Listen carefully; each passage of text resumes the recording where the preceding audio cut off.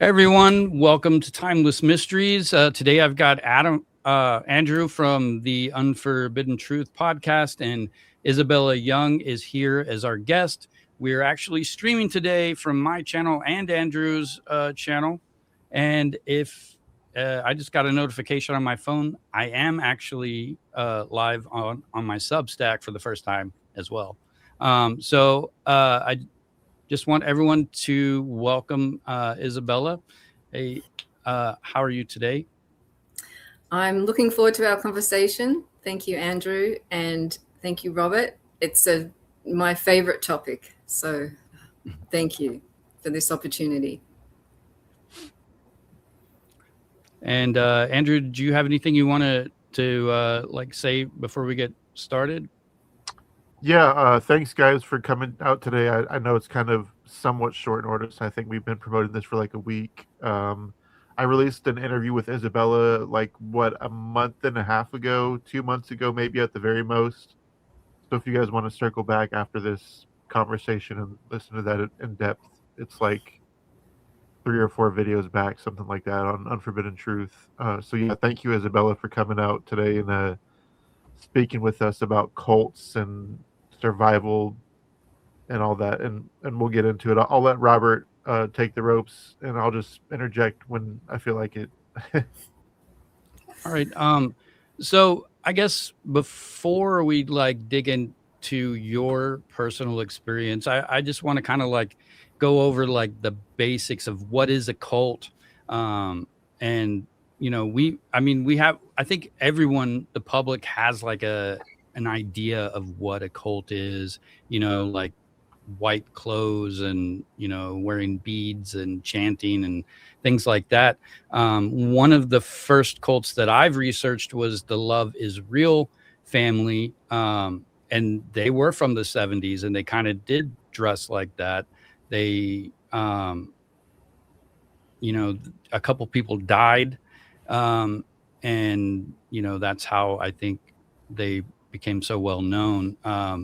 There's other cults as well. The Children of God, I think, is one of the ones that people have heard about before. That cult was started by David Berg, and it actually was like a multinational organization. And there was a lot of second generation members. They were born into it. And the big thing with that case was Ricky Rodriguez was abused as a child. He was born into this cult, and then as he got older, he ended up killing the person who abused him before unaliving himself. And the one that kind of got me into actually doing so much research on cults was Larry Ray from the Sarah Lawrence College. He moved in. He was a 50-year-old man. He moved in with his daughter into her dorm room, or into an apartment with her. I think actually it was her dorm room first, and then her and her friends got an apartment with him or something. That is a scary situation, and I think you can watch it on Netflix maybe, or maybe Hulu. But it's this guy. He came out of prison. He told them that he was an ex-Marine. He was in the CIA, and he was in charge of psych ops and stuff like that. And pretty soon he started with the love bombing. He was cooking dinners for them. He was taking on the father role in this household of college kids. And pretty soon he switched tactics until one of them became a sex worker to pay back this man for things that she didn't even supposedly she broke some of his stuff or something, and she was paying him back, and she had to she became a sex worker to do that. It's just this horrible story. And for me personally, why that story resonated so much is because, I see it as, it sounds kind of like a cult, but it also sounds like a toxic relationship. So if there was like, two people and maybe a couple kids, spousal, like that kind of relationship. And I think there's a lot of similarities. And I actually wrote a paper on my Substack where I actually try to talk about how similar cults are to toxic one-on-one family relationships. And the more that I look into it, the more I end up seeing that there is a lot more differences. And I think the biggest difference is in a regular relationship, there isn't the outside like spiritualness, that type of control, like the like there isn't a spiritual leader, there isn't somebody like that. So in a home, the abuser has no mask when the doors are closed. He's the monster, she's the monster. And then when the doors are open and the people see, then they're the perfect person. That's kind of how I see toxic relationships. But in a cult setting, and this is where I'm going to start asking you some questions, Bella. I think the mask actually stays on even to those closest to the cult leader, the spiritual leader, to some degree. And I think that's like the major difference. What are your thoughts on that?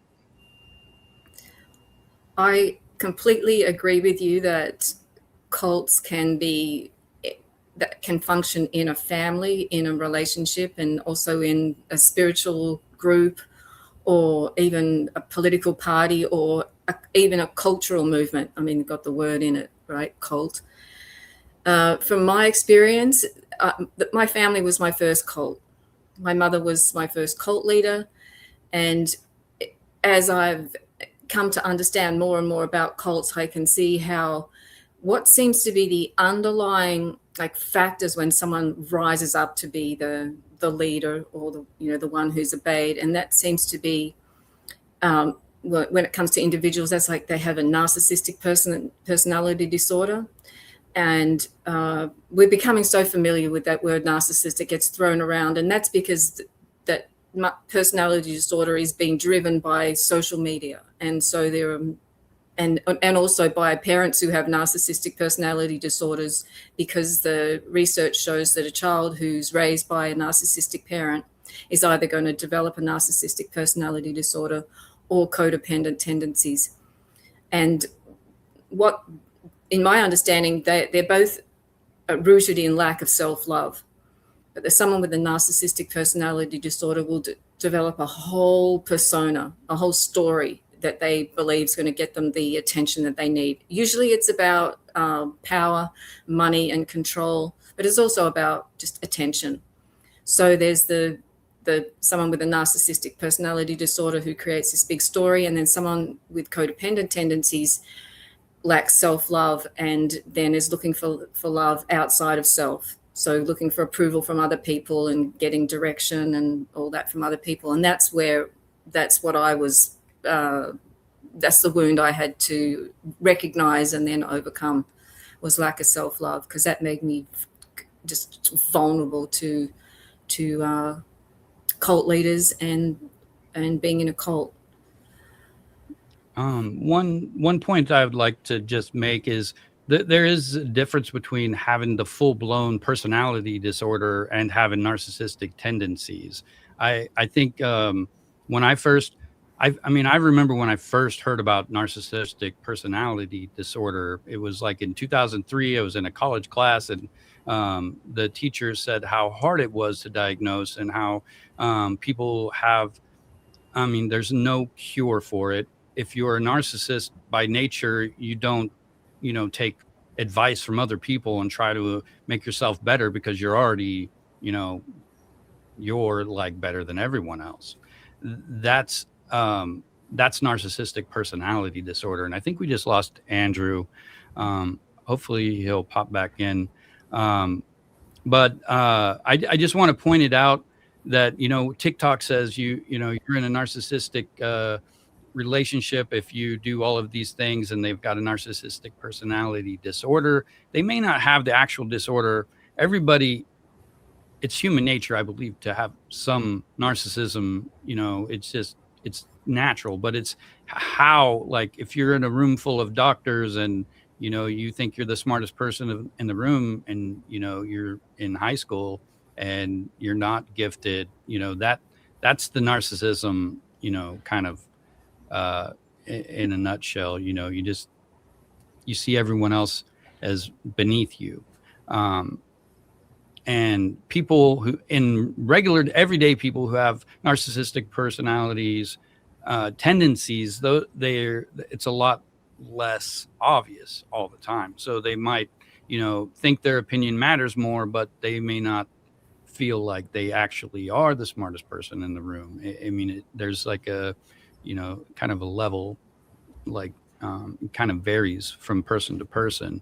And so I would say, I believe that, like, a cult leader most likely has the full-blown personality disorder, but I can't diagnose somebody else. But I can definitely see all of the, all the traits. Yeah, the traits and the red flags. And with children who are raised by a narcissistic personality, person with a narcissistic personality, I won't say disorder, because they may, on the spectrum of that, they may not actually hit all the criteria to have the disorder, but they usually have a golden child and then the bad child, and that, I think, is a big problem. Those kids grow up and they do, like you said, they either become like the narcissistic controlling person that they grew up with, or they feel like they want to be better all the time. They want to get the approval of someone, and but in a narcissistic relationship, you never actually get that approval. No matter what you do, you could like, you could make the best dinner ever, and the narcissistic person in that relationship will tell you, oh, this would have been so much better if you'd have did this, this, and this, and this. Yeah. Everybody else in the room, 100 other people, would tell you, oh my God, you have a restaurant of your own. This is fabulous. This is great. But that one opinion, that's the one that stands out. That's the one that sticks in your head. That one person that says, oh, it could have been better like this. And that's where the coercive control comes in, because pretty soon you don't even need them to say those things, and it's already in your head telling you what's wrong with you. And and I mean, I've experienced those things. I know what it feels like to be in that situation, and I can understand. When I think of cults, I can see how the framework works very similar. So I guess I'll just let you chime in, and hopefully we can get Andrew going here. It's an important point to make, that there is a spectrum of narcissism, going from narcissistic tendencies to the full-blown disorder. I agree with that. One of the things that I look for is someone who is further up towards a narcissistic personality disorder, has no empathy, so they can act in ways that they think other people act when they are demonstrating what they think is empathy, but they really don't feel that empathy for another person. And the other thing that they lack is any ability to take a really honest look at themselves. They just won't do that. They won't take any responsibility for anything that happens. They'll just blame and project onto other people and make themselves the victim. So if you're dealing with a person who has no accountability, they're further along in the narcissistic tendencies. They're very devious, because what they're hiding behind is a bottomless pit of self-hatred. They really hate themselves. As much as people want to say they love themselves so much, they like hearing the sound of their own voice and looking at themselves in the mirror, whatever. It's really what they're protecting for this false personality is a bottomless pit of self-love. And that's why nothing will ever satisfy them. Nothing that you do will ever be good enough. They'll always be trying to get what they need from you. And that's a never ending, because they're after what's called narcissistic supply. And that can come from positive attention or negative attention or whatever, but they're going to have a lifelong need for that supply. And they'll just replace one person or one group with another in order to keep that supply going. Once they realize that someone's onto them, they'll discard them and go on to the next person. Yeah, there's a very interesting aspect of the type of control in a cult situation where they, any, let me see, how do I frame this so I don't sound weird. So there's this control. So there's a spiritual leader, who's got all of these rules that you got to follow. And, when you're following those rules, I'm assuming it must feel good. That's why they keep doing it. But then for some reason, say, they've been isolated from their family still trying to contact them. The person says, well, maybe I should go speak to my family first. And then it turns into, well, if you do that, then you're failing in your spiritual obligation here. And they make that normal feeling of, connection with their family as a problem that they're, making. They're the problem. It's not the teachings or the group mentality there. It's them. They're the one that's wrong. And they use that to kind of keep you staying in the center of the group rather than, getting your own ideas and Right. maybe going out into the world, getting outside information again. And then eventually you might leave if you do that. You know what I mean? Yeah, I do know what you mean. And then going even deeper than that, so the cult leader will cut people off from their friends and family so that you just end up in this like sound echo chamber, which is all about how perfect the cult leader is and what a failure of a human being that you are. But what they do is cut an individual off from their own intuition, so that anytime that you get that feeling, oh God, this doesn't feel right, or that was, don't really agree with that, then the overriding thing is, well, I'm the guru. I know you better than you. You need to trust me because, I know the way. And then one capitulates to that, trusting that the guru does know me better than myself and does know the way. And so, well, from my experience, I just overrode my intuition until I was completely lost and disconnected from, higher power or my higher self. And that happens over, day after day after year of being told that what I was thinking or saying or doing wasn't the right thing, that I was such a broken, wounded person that I didn't really know. And so I had to listen and obey. Yeah. I'm going to go through kind of like a kind of a list of things that I think kind of are common across most cults. And some of these can also apply to a toxic relationship.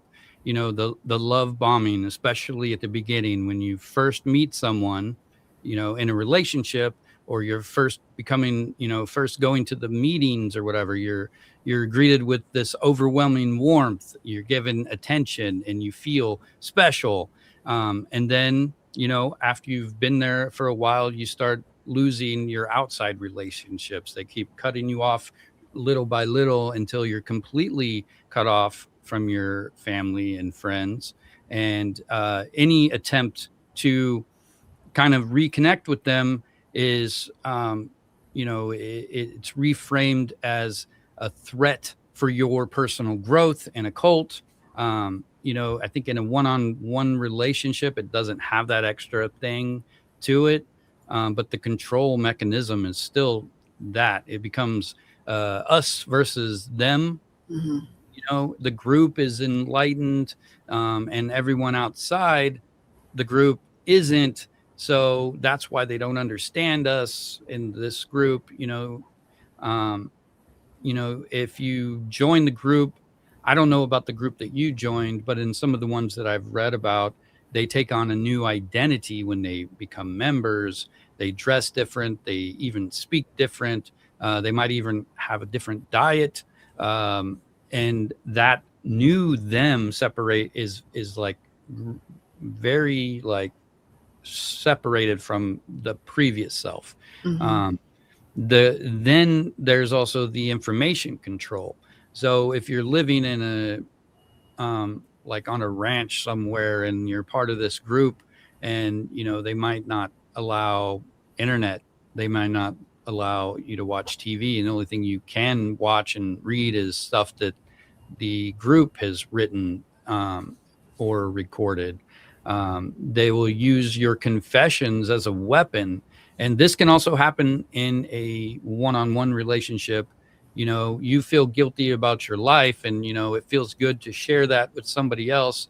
And, at first they will tell you, oh, well, that just means you're normal. It wasn't you, it was them. But then at some point there's a snap where that changes. And then suddenly, everything that you told them is being used against you anytime that you deviate from whatever structure or setup that they want to keep you in.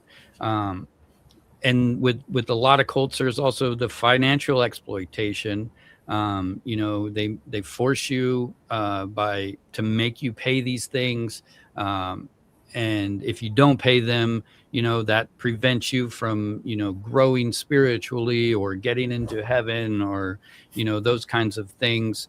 And then that always moving goalpost. We kind of talked about that a little bit, how you can never get anything like completely right. You never achieve anything to the degree where done it perfectly. Even if it's like 99.9% perfect, the goalpost is going to be, another 5 or 10 feet away. You always got to do a few more things. It's like this mirage that's always off in the distance, but every time you get close, it just gets farther away. And the leader is always above the rules. And I think this also applies in domestic relationships too. The person in charge is always the one who is in control. So what they say about you is like that points out the flaws, but if it applies to them as well, they don't pay attention to that. The leader is above the rules. And I think with a lot of cults, they use not just money, they use sex and other things like that, free labor. They demand sacrifice from everyone else, but the leader isn't ever really sacrificing anything. The leader in a cult is usually getting all of this stuff. And then there's that shunning and expulsion as like a theater to prove their doctrine, rather than, like the person might have, had an idea, oh, this is all wrong, I need to get out. But that's more proof. They use that to shun them, and more proof in the doctrine that, is controlling the members. And, the exit cost also is engineered to be catastrophic. And this also applies in a regular one-on-one relationship. It's the reason why an abused family, like a person who's abused in a family setting, can't leave. It's the financial, the housing, all the, you've got to be able to have someone to go to. You have to have, some stability outside of the home that you're in to get out. And it's engineered to make you feel hopeless, like you need your abuser to survive.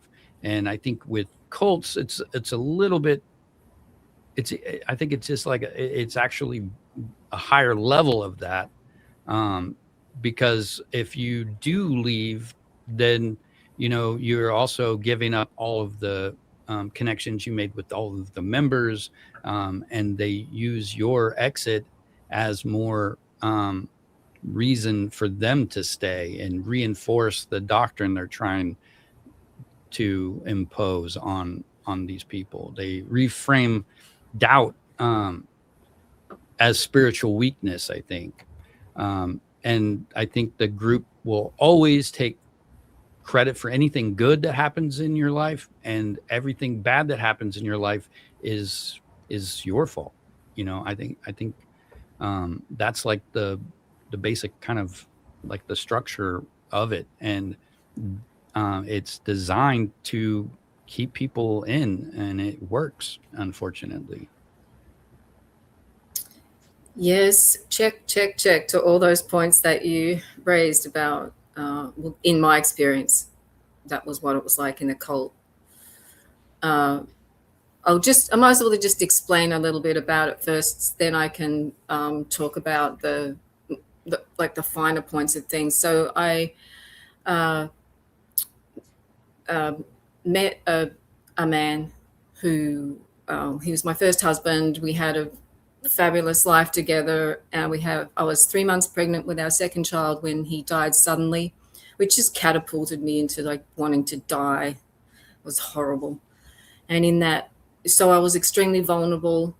Like, I didn't have a family. My dreams of growing old with my partner and all that were just gone. I knew that would never be returned again. So it took a number of years to try and figure out where I was going to live, because we were on a farm, and that was chop wood, carry water situation. And I ended up doing this shamanic journeying course called Dying to Live, which was basically what do you call it, like a mock death experience, where the death was a guided meditation. And during that experience, I had a huge out-of-body experience, and I was given information by my husband who'd passed away, and that was to go and start training with this individual whose name I've had heard, and I'll just say it one time. His name's Louis Dordompré. He's still running the cult business, but at that time he was what's called a trance channel, which means that he's also a trained actor too. So he was like pretending to be all these different beings, from Yogananda to Buddha to Mother Mary and all that. But then he decided that he was actually all of them, and he was the one. He's the second coming, and the Maitreya, the Kalki avatar, and he's going to save humanity. So he was bringing people in to be his disciples, so he could then have his mission on earth. And I went over I'm from Australia, and I went over to live in his ashram, which will now only be called the cult, because I thought I was going to an ashram to be with my guru, but that's not what was happening at all. And after a short amount of time, there was this really weird energy between us, and he's not a very attractive man, and he had been living his life as a gay man, but then he turned around and said that he'd healed all his issues, and it was like God's will for us to be married. So I went along with that. I was, like I said, vulnerable. I was looking for a family. I was also looking for a spiritual teacher. So it all dovetailed to this marriage, this family, this community. And I had 2 other children, and they came over to live with us in Laguna Hills in Southern California. And so we were living in a normal home on a cul-de-sac, and there were other homes around in the area where other disciples lived. And people would come to the home every day to basically provide free slave labor, whether that was cooking, cleaning, gardening, walking the dog, or whatever. So the whole cult was just focused on this individual and what he wanted, what he said, what he needed, and everyone was just basically scurrying around trying to fulfill his needs and stay out of his criticism, what's the word, like bad books or whatever you want to call it, because he handed out punishments for people who weren't doing the right thing. And it was particularly the children, and particularly my children, because the children could see through what was going on way better than many of the adults could. So my son particularly was often writing lines of affirmation like, I am obedient, I always obey my guru. And I would get lines too like that, like, I'm the wife of Christ, because of course with him being Christ. So anyway, really messed up stuff. So what we had to write lots of lines of affirmation because we weren't obedient or respectful enough. And there was also punishments like sleeping in the garage, sleeping in your car, picking up trash, picking up dog shit. He also punished people, like if someone cooked something that he didn't like, he would make them eat the whole thing. If food went bad, he would make people eat the bad food. Or he used a lot of mind fuckery on people pretty much all day, every day. In addition to the like those points that you were mentioning is what goes on in a cult. There's also the brainwashing and the mind control, and that comes from things like repeating phrases, repeating names. So we had to like chant his name and sing to him and bow to his picture and shit like that. So there was just a small number of people who also were bound to him by tithing. He required that in order to be in his presence, people had to pay 10% of their gross income, or any gifts or donations or inheritances. 10% had to go to him. And that's how he funds his lifestyle. And so that's, he's also he's also a thief of money and time. And then the big part for him is that he has a sex addiction. So we had sex one time and conceived my daughter. This was another psychological operations, or psyops, things that I've come to understand. They get played out on humanity, but in the cult, he would do these mind games with people all the time. And he announced that the baby that I was carrying was actually an incarnation of Lord Ganesha, who's from the Hindu pantheon, the remover of obstacles, and she was going to come and help me get closer to God because I was so stubborn and so such a bad student. So that psyop was going on. That really messed with all the children, because then she was deified and they were supposed to be worshipping her, and he would tell the children that I loved them differently, which really has messed up our relationships pretty much. It continues on because of the games that he played with the kids. And what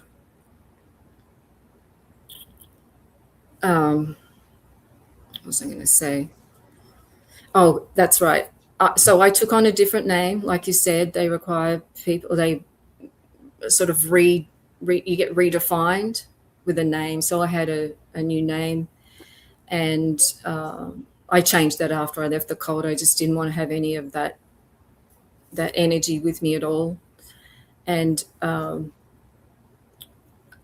I'll just skip through. Every day is like whatever he needs, what he wants to eat, where he wants to go. Everyone's got to make sure the car doors are open and the mats are laid out. There's flowers for the pillow when he where he puts his feet in the lounge room, because he had his big chair with a photo above it and all that. And then one of the things that we did a lot was what I've heard, this guy called Mark Vincente, he's been exposing the Nexium cult and also Bentinho Massaro, and he explains this thing that it's called distortion sessions.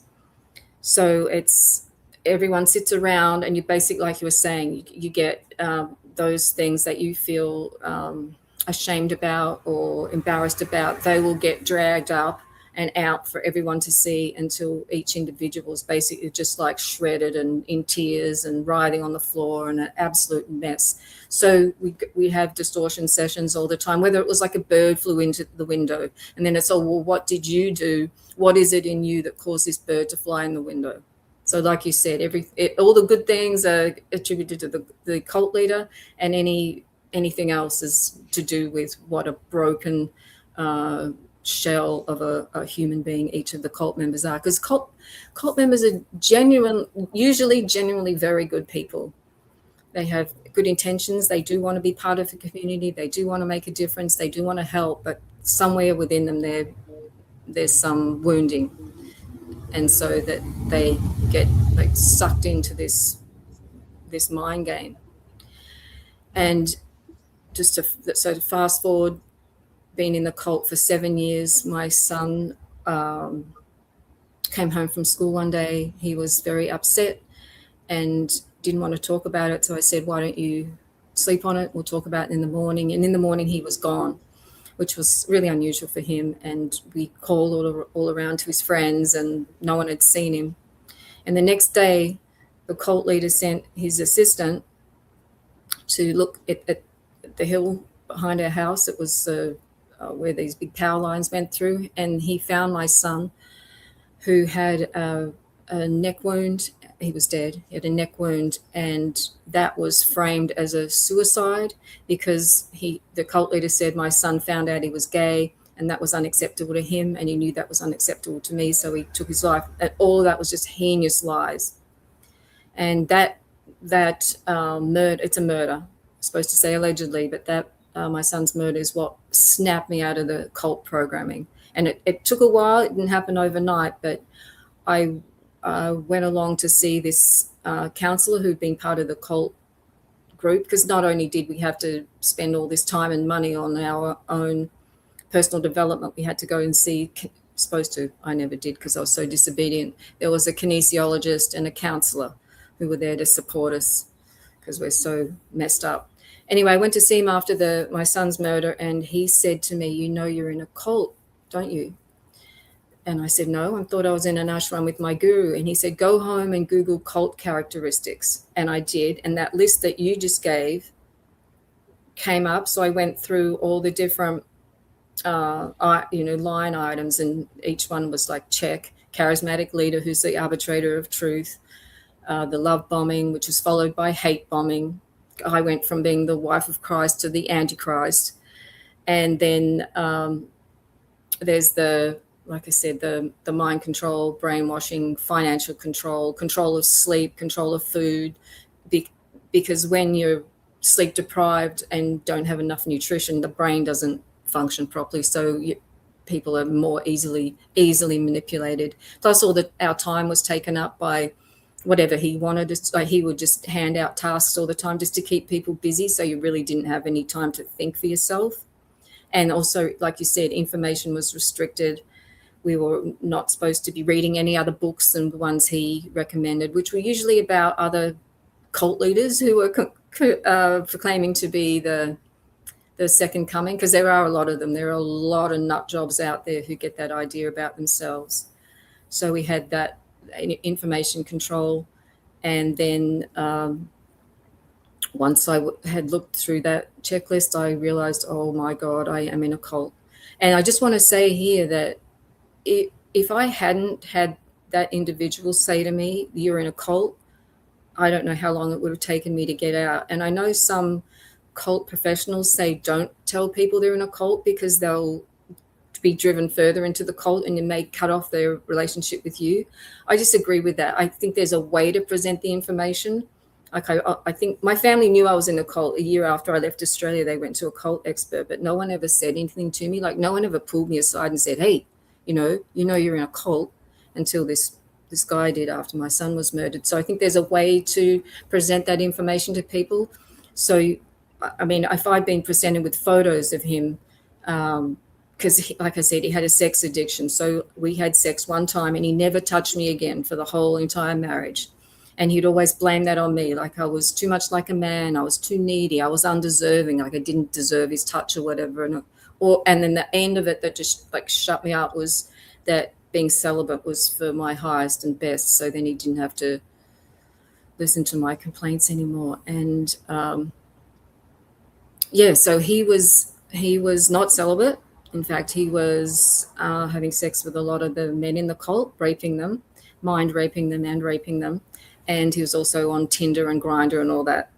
And so if that information had been presented to me, whether it was photos, bank statements to show how he'd been siphoning off money for himself, also like whether it was a letter or some information from ex-cult members, because there were people who'd come and gone, but what happens, like you said, when people leave the cult, it's not an easy thing to do, and the people who leave are shunned by those in the group. They're also labeled as being demonic, as being weak, and they've lost their way. They just couldn't handle it, so that's why they left.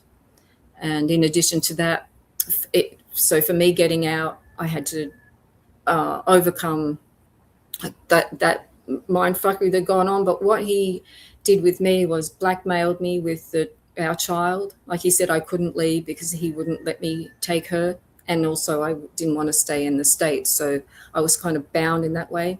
But on the like the soul level, what he did was he said that and this is what apparently he said to a lot of people, like, it took you thousands of lifetimes to find me, tens of thousands of lifetimes. Like, you crawled across a football field of broken glass to get to me. And if you turn your back on me now and walk away from this, then you're turning your back on your life, yourself, on God, on, your purpose, on your soul.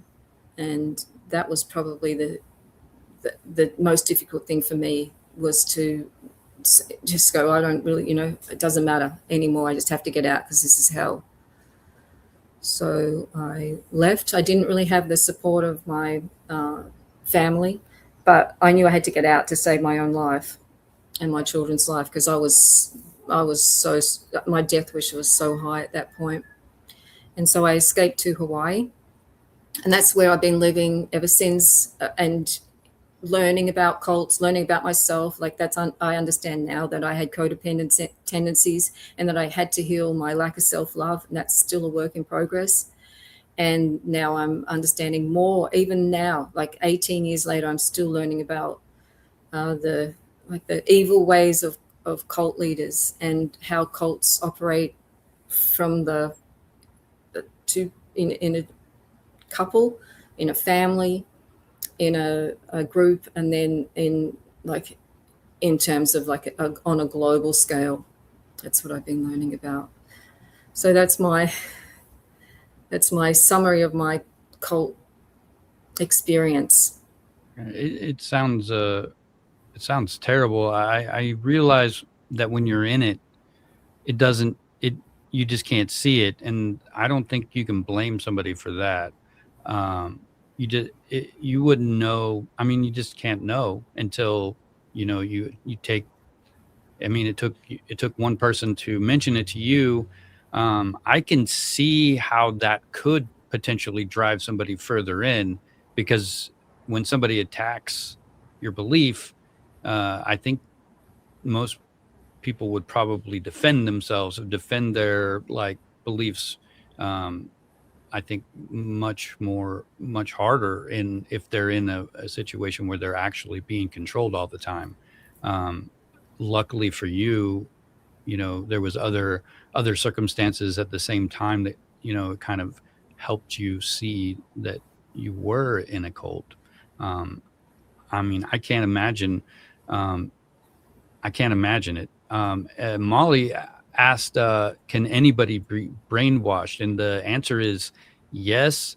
And some of the most, I'm trying to find it here. I found out that there are people, like actual doctors with PhDs, who study cult behaviors and stuff, and they actually get pulled into the cult, knowing all of the warning signs, knowing all of the red flags, knowing that everything's going to feel great at the beginning, and then you're going to get cut off from everything, and then it's not going to be that way, and they still fall for it. And it's the way that an emotional person can be exploited by these narcissists. You can call them, I mean, if you look at the cluster B psychological disorders, they're all kind of different, but they're all kind of the same. The sociopath, the psychopath, the narcissist, all of those things are very similar, and they all have this lack of empathy, and they can have, I think I call it like cognitive empathy, where they, like an AI, can understand empathy, but it can't actually feel it. I think that's what a real psychopath is like. They can fully understand what empathy looks like, how it, saying one thing is going to make somebody react a certain way, and they use it for their own evil ways. That's a covert narcissist, I think. Also, some of the terms get kind of blur together. But I'm trying to find the name of the person. Uh, That's such and a good analogy between how AI appears to be sentient and all, but it's not. And it's exactly the same as how someone with a narcissistic personality disorder appears to be human, but they're not. They're yeah, actually they are run by they do have demonic possession. They do. They have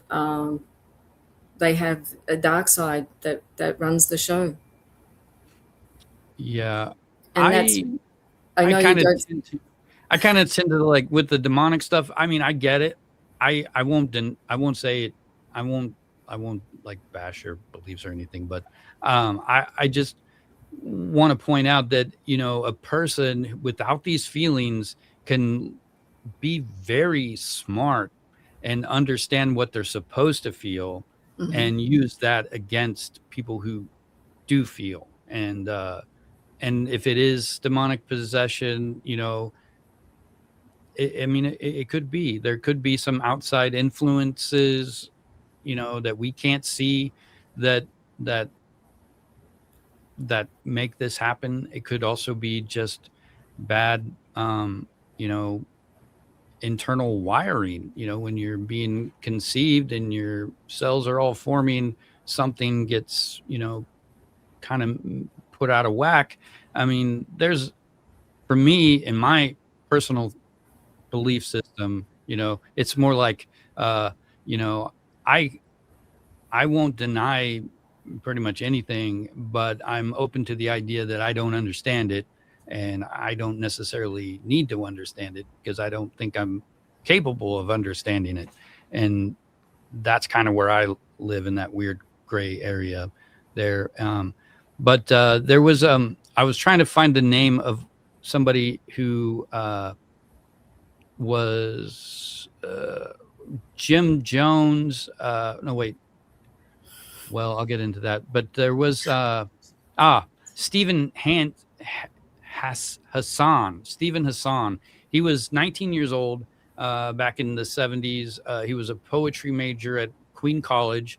He was recruited into the Unification Church. You probably heard of them, the Moonies. Mhm. It's kind of a famous cult. He joined after a bad breakup. You know, and it's um, hey, Andrew, I see you're back. I know you're having issues. I'm not trying to ignore you. I just don't have time to troubleshoot all this stuff. I've seen the text, and Yeah, I got you added, but now there's a echo. can you hear me? I can hear you, but Okay, I can also good. hear me now. Oh, sorry. I'll mute when I'm not talking. Then my bad. Yeah, I've been trying to mess with this for like 45 minutes now. I know, and I've seen the text. I'm really sorry. I'm just trying to, like, you know, uh, continue the conversation. But where was I? Oh yeah, the Stephen Hassan. This is an example of somebody who got away from a cult, but he joined after a bad breakup, so he's in an emotional state. He's an easy target. He's looking for something to make him feel good, and you know. So he ends up quitting school. He gives up his bank account. He's inside this cult, like totally immersed in this cult for 2 years, and finally his family breaks him out, um, and they actually have to have him deprogrammed, and now he has a PhD, and he is one of the leading cult deprogramming experts in the country.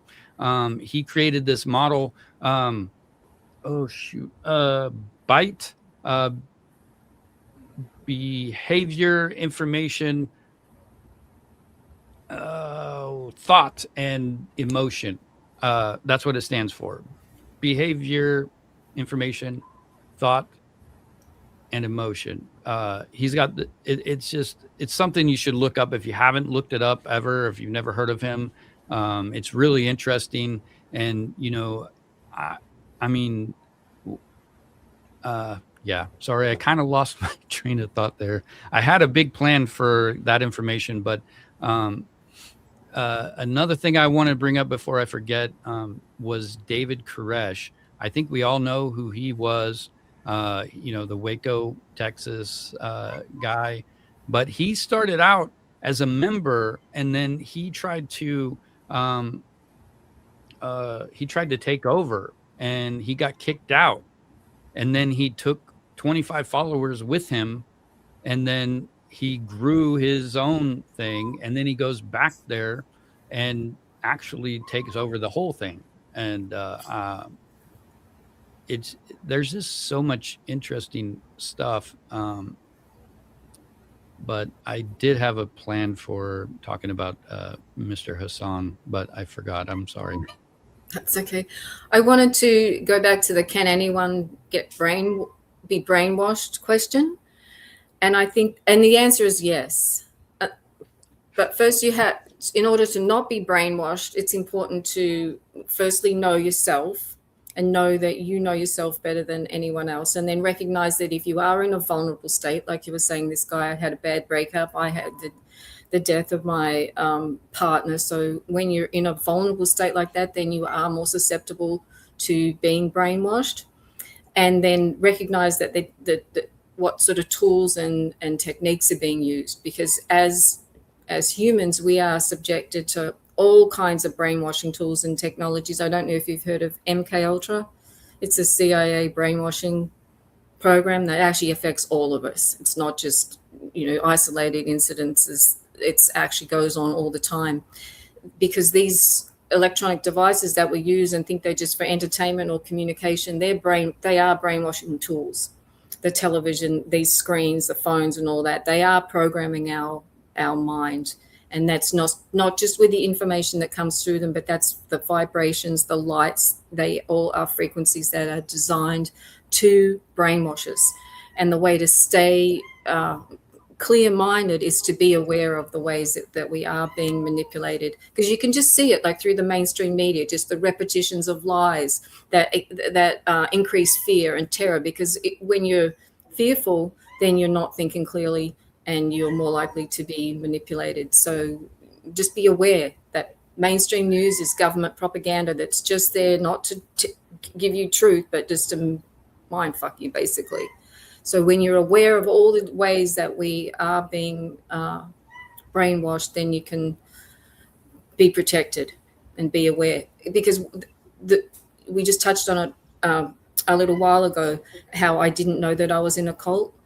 Unless you are aware of that there is brainwashing going on, or mind control, or that's actually what's affecting you, what's not allowing your perception of reality to expand anymore, because we only perceive like a tiny fraction of reality through our, as we are through our five senses. There's a whole lot more going on than that. And when that perception is controlled and manipulated, then that's, that means we're in a cult. But when we can expand our perception and continue to see what, the bigger picture, what's going on behind closed doors or in the shadows or whatever, then we can avoid being mind controlled or brainwashed. I agree. And when we talked the other day, before this, I mentioned my time in the Philippines, and I realized there's when you live, that's actually a third world country, right? And when you go there, there's going to be you're just not going to be. It's going to be weird. The power lines are all scattered all across. They've got lines that should have been taken down that are still up there. It just looks like danger everywhere. There's no stoplights. There's 500,000 cars on the same road, and there's no car crashes though. and then you get into your house, there's no air conditioner and it's 95 degrees outside. And then, there's also no hot water. We're told we need hot water to clean the dishes, things like that. And after a few months of being there, I got used to everything, and I realized that there's so much that we're taught living in the United States anyway, that these are the normal things, these are your basic necessities. You have to have this and that. I had like 3 or 4 days with no electricity, period, just because the power went out. They would turn off the water at least once a week for a whole day. We wouldn't have running water. It was just different. And I'm glad I got to experience that. There's just, I think with the brainwashing, what I see is all the advertisements. You're right. Yeah. The advertisements is the real brainwashing. And when I stopped watching cable TV before everybody did, they called it cable cutting. I didn't have to watch commercials anymore, and now they got commercials like popping up on every web page you open up, and now you're still getting them some way or another. But yeah. But Yeah, I was just going to say how we are brainwashed to believe that we need this or need that, to survive. I was driving past a laundromat this morning, and those chemicals that come from the artificial perfumes in laundry detergents, a lot of other things too, but perfumes and stuff, they really do create brain damage. And that's another ways that we are mind controlled. There's so many products and all the EMFs and all that really do affect our mind, our consciousness. So driving past a laundromat and realizing that most people don't think their clothes are clean unless they smell like Tide laundry detergent, and where it's actually really very dangerous neurotoxin. And that there's so endless examples of ways in which we're convinced that something is good for us where it's actually a poison. And that's very true of a lot of what comes from the pharmaceutical companies, for example. The big Ozempic craze right now. God. The funny thing is, I was writing this fiction story based off of this drug. I went to my chiropractor, right? And he was telling me, "Oh my God, I just read all this stuff on Ozempic. It's actually it's not just like getting rid of people's hunger. It's getting rid of people's addictions, like gambling problems, or like decreasing on this drug. And like, if you're addicted to watching TV, people are watching less TV, all of these things." And I started writing this fiction, like apocalypse, like dystopian future thing based off of this drug. And then one of my friends was like, "Hey, that sounds like the movie. I forget the name of it now, but I watched it in the 90s. And they had this drug that everybody had to take once a week. And it got rid of their emotions, basically, so they could focus, and then it would prevent wars and stuff." So I stopped writing it, but there's some really bizarre side effects of Ozempic, and it's not just weight loss. It does quash your appetite, or makes you nauseous, so you don't want to eat or something, but it's doing other things as well. Wow. And it's kind of scary. It is. It is scary, especially how many people are on board. Yeah. As far as like, the pharmaceuticals goes, we wouldn't know we were like giving ourselves medication that would be controlling us somehow. But if they could figure it out how to do it, I'm sure they would. We would all be, slaves like in Egypt building pyramids. And now we're just debt slaves building empires for psychopaths. Yeah. So Isabella, before you got like into this group, what were you doing before that? Were you already like on your own spiritual journey, trying to figure out things? I was raised by a militant atheist. My mother hated God, and anyone who believed in God, she looked upon as a lesser human being. So I grew up with this like superior attitude to other people who believed in God. They were foolish. And it wasn't until I met my first husband and we started, he gave me some books to read. He was a very wise man. He was a spiritual warrior and he was an actual warrior. He did 4 tours of Vietnam. He had a spiritual awakening, and he was, he was a good person for me to meet to break me out of my atheism.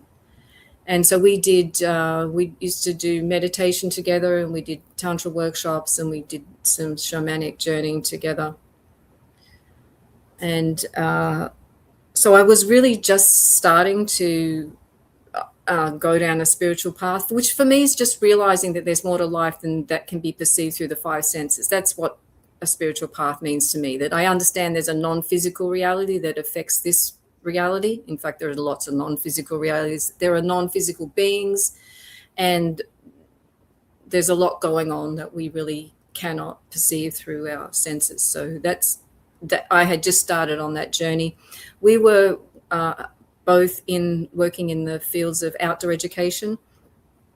We were teaching climbing and rock climbing and skiing, cross-country skiing, and paddling and hiking and stuff like that. So he was working in the corporate area using outdoor adventure activities with companies for team building, and it was also really personal development. And I was working in the mental health field with young people who'd had their first psychiatric diagnosis, whether that was schizophrenia or manic depression or whatever. And we created this 6-month program for young people to come on and participate in the activities. So for instance, we'd start off with a half-day walk, then a whole-day walk, and eventually leading up to a 5-day overnight walk, carrying packs, cooking food and all that. Then this was to increase self-esteem and also just social skills and practical skills. A really powerful medium, actually. And that program's still going. And so our life was looking good. We're living on a farm. I wanted to be self-sufficient as possible. I was really into permaculture and biodynamic gardening. And we had fruit trees and chickens and goats. And I'm realizing now that was the time where I got to actually live my dream for my life. I thought that I was working towards that, but actually what's happened is those things that I really held dear to my heart, I have got to experience. It just wasn't, for longer and wasn't in the end. So before the cult, I was living what I would consider a really, my dream. So when you first met this guy, and I mean, was it actually a cult then, or was it just like just basically one person joined? I mean, how many people's in this group now? I know the website's active, and I mean, it looks like, I mean, if you just look at his website, it looks like there's red flags everywhere to me. But I mean, he's obviously still recruiting. He's had members there. I mean, but it also, when you were kind of describing it, it almost sounded like it was just at a regular house there for a while. Am I wrong, or? No, you're right. Well, I think the first thing is no one actually joins a cult. One joins a group that may evolve into a cult or already be operating as a cult. And I think it was a cult from this group that I was in was already a cult. Just none of us knew. Even though we were joking about it being a cult, it was like, oh yeah, we're the cult that's not a cult type of thing. So that word was mentioned, but it appears as he's a spiritual teacher and he has a group of disciples. I do not know the number now, and it was never a very big organization, which is an interesting thing about this particular cult, because he's been running for a lot, running the cult business for decades now. and he hasn't really had to expand out like some of these big other cult leaders where they get thousands of members and lots of courses and people throwing money at them. He stayed under the wire with just a small number of people who've been paying him for years now, and that's kept him under the wire, and it kept his head out of the gunfire. And also the really big thing about this cult was, and I know it takes a lot of time for people to start to talk about their experience. Like it's just been the last couple of years that I've been able to speak about what happened.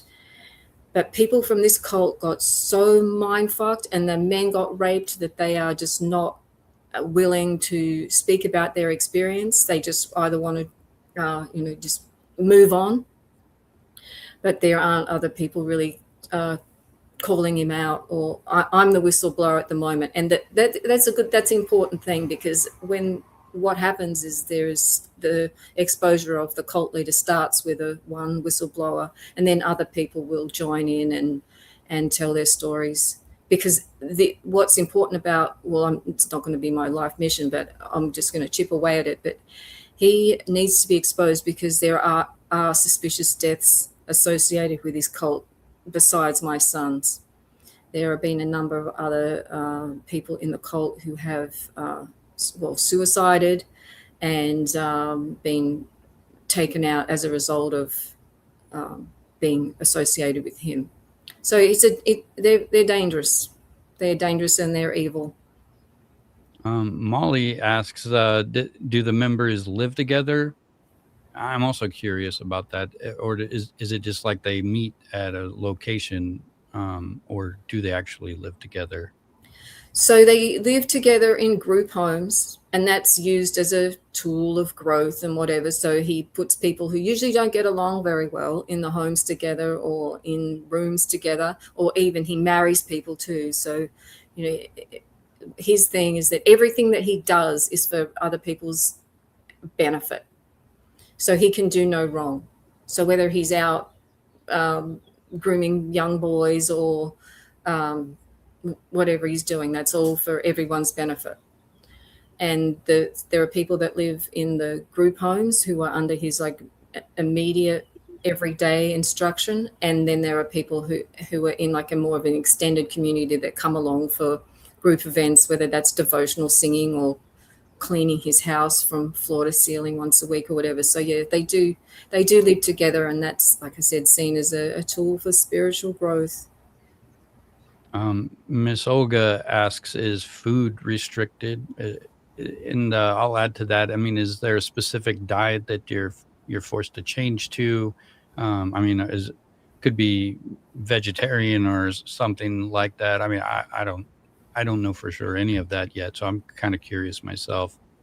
So the cult, for all the years I was in it, was required to be vegan, although the cult leader would go out and eat whatever he wanted.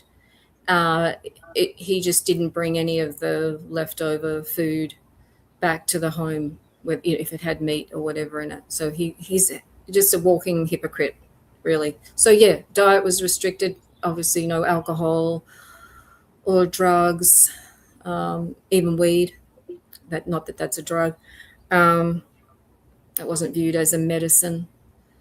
It wasn't restricted in the amount you could eat. It was just a type of food that you could eat. But if, say, somebody did something to offend the leader, would he take away, your right to eat? You have to miss this meal or something like that? Oh, that's just reminding me. So he made my son eat his food out of a dog bowl because of the way my son was speaking to him. So yeah, food was used as a punishment. Like I said, he made someone eat the food that had sat at the back of the fridge and was going off. Someone hadn't taken care of the leftovers, so they had to eat that. If people brought back unripe fruit from the supermarket, he would make people eat that. Yeah, food was used as a method of control and punishment. When I listened to the podcast on Unforbidden Truth, I think I remember hearing something about the FBI wasn't investigating this group, and um, I think you just mentioned something about money. Is that what triggers the FBI? Is like when certain like large amounts of money? I mean, how does I How don't does know the how FBI work? yeah. I I mean, don't know. how do they get in interested in these groups? And I mean, when is it enough that they have? Right. I mean, you know what I When is it mean? enough? I think Yeah. that I've just looked at how the FBI gets involved in other cults and then ends up with the cult leader facing criminal charges, whether it's for money laundering or uh, raping children. So I have contacted the FBI and wrote a letter to them about the cult leader and the one in Australia, his cult leader in Australia, being involved in international child sex trafficking, because the cult leader in Melbourne, just an evil piece of work, adopted her two nephews, who were then groomed from about age 7, convinced that they were gay, and they were sent to his room whenever they were on retreat in Australia. And um, yeah, sexual abuse took place. Oh, it's just awful. It's just awful. Sorry, I forgot. That's just such a horrible thing to speak about. So anyway, I wrote to the FBI and told them that these boys were being flown over to America because it's supposed to be a great honor when you go to stay with Guruji. You're serving him. You're there. You're in close proximity to him. This is like the highest honor. And those young boys were sent over to America for him. But the FBI didn't. They don't respond to any emails, but they did get the information. I also reported him to the IRS for tax evasion because he was able to wrangle a 501c3, so he doesn't pay taxes. He says it's an educational institution, but it's not. It's just a front for a very sick, evil individual to get his needs met, to get the sex, money, and the power that he needs. So I don't know if they're ever going to do anything. I don't know what would be like the trigger point. Maybe another death. Yeah. Maybe more evidence of Maybe more people speaking up. mm, yeah. I mean, I know that the FBI does get involved in these things, but I'm assuming, I guess now that I think about it, they would have to be more evidence of some type of crime, and Yes. it not just not The just circumstantial, but Yeah. actual proof of Right. something, or I don't know. I'm guessing if what you're saying, it sounds like eventually they probably will investigate him. The one thing about his like website is it looks normal. You know, he says these things that kind of remind me of the documentary I watched called The Secret on Netflix years ago about, but he calls it victim consciousness, right? Or something. And I think it's like an inverted version of The Secret because I don't know. It doesn't sound right. I think any psychologist, any counselor would, tell you don't have to blame yourself for these things because it does cause more problems in long term. And I think I don't know. I try not to read too much into it because I don't want to get sucked in, obviously. Yeah, I 'Cause would it's advise anyone listening, don't go and look at the website. They do use they're dark magicians, so you've got to be really careful around what they present because it isn't. It's lies and manipulations. And he what's like picks and chooses from different types of like New Age stuff or Hindu stuff or whatever it is to make up his teachings. Yeah, I did notice that too. Some of it does sound like other things I've heard before, but I don't know. There is a lot of red flags just in the like in his like about us page that just screams don't this group to be. But It I mean, screams run. yeah. Um, I don't know. When I was a kid, when we'd go to like the airport, there'd be people like passing out flowers. I was always told not to talk to those people. They're trying to get you into a cult. I think they were probably Buddhist monks, and I don't think they were actually trying to get you into a cult. But that's my earliest like memory of talking about a cult. you know, Seeing stuff like that. Right. Uh, So Yeah. if you're a young person, because young people are the typical people who get recruited first, I think that's like the target is like the average age is 25. But if you are like, you know, looking for a spiritual like goodness in your life and you're open to these ideas, how do you make sure that you're not picking the wrong one? You know what I mean? Like how Yeah. how can you how can you feel safe exploring these things when there's so many bad ones out there that are going to exploit you? Right. Well, I think that for me, the most important thing is to be in touch and connected to your intuition. Just understand that you get gut feelings, you get like chicken skin, you get a sickening feeling, you might get a tightening in your throat, or you get like pain in your head, or whatever it is. It's important to understand how the field, or the eat from the Godhead or whatever, that speaks to us, communicates to us through our body, through our heart. Sometimes I can feel my heart like tensing or fluttering or whatever it is. So it's important to understand how information is communicated to the self from the higher self, and then listen to that. So if you just went on that website and you got all red flags, and you have to listen to that. Like, don't think, oh, well, maybe it'll be all right. No, just listen to what your intuition is saying and follow that that feeling. That's what I would do. That's what I do now. Like, if something doesn't feel right, if I'm watching a video and it doesn't, I won't even listen to it anymore. It's just like, no, I don't need that information. Whereas other times I might feel that I'm guided to watch some video or read a particular book or whatever. So for me, it's been a process, and this was part of my healing process, was to learn to trust that the information that's coming to me, and then listen and then follow the instructions, because the intuition, the guidance from higher self will never lead you astray. But if you allow someone else's opinion or whatever mindset, worldview to interfere with what you know or you feel is right for you, then that's how you can get led astray, by listening to other people. Yeah. And I just also, just while I remember, I wanted to just emphasize that cults is, yes, okay, there's spiritual cults that's centered around a particular individual who believes that there's someone who they're not, and everyone's like following along. But there are also movements in our society that function like cults.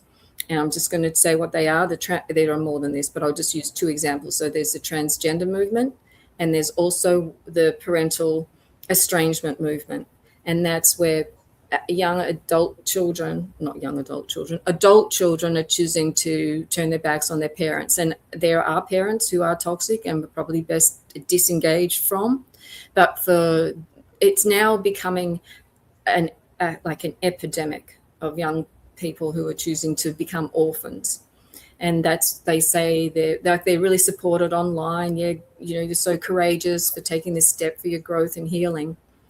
And yes, okay, there might be time for that, but what that's doing, it's now separating like families, and so that whole circle of life gets broken. There's now not that cycle where young people are taking care of older people, where young people are receiving advice from older people, and it's a cult.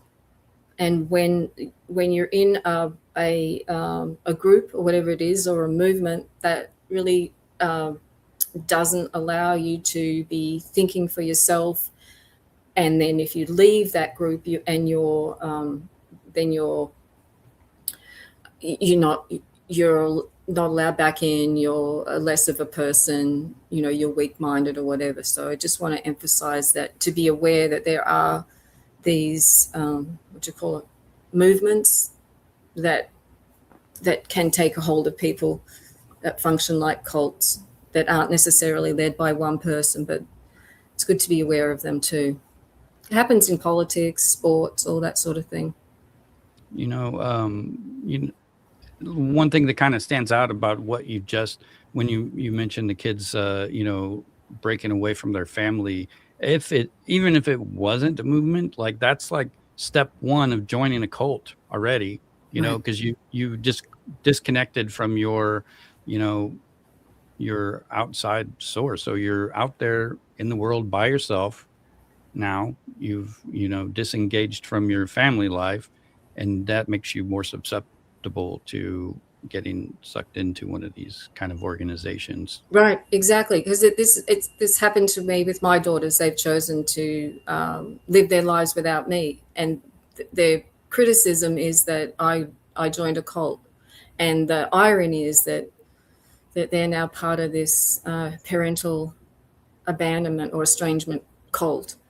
And this is something that I've been learning about too, because it's just happened to me. I thought I was alone. I thought, oh, no wonder I'm such a fucked up parent, failed as a mother. So of course they're going to, not want to have anything to do with me. But I'm realizing that and learning that it's another social movement that's breaking down the fabric of society, and actually like rotting our society from the inside out, because these are important bonds that need to be strengthened, and we need to be able to work through conflict. It's human relationships to have differences of opinions, but if the solution is to walk away and shut the door and never have any like bridge for repair, then we're really heading down a very dark road, because it does take work to keep human bonds strong, to keep communication clear, and to take responsibility, and be able to forgive, be able to offer apologies, and be able to make amends, and then move forward from that. So it's actually creating a whole slew of people who don't know how to resolve conflict, don't know how to heal relationships, and don't know how to work through the hard times. It's like, what sort of civilization are we going to create? Yeah, I think there's some of that is kind of normal. 20 somethings always leave home, but hopefully they come back. Hopefully they learn what they need to learn and come back.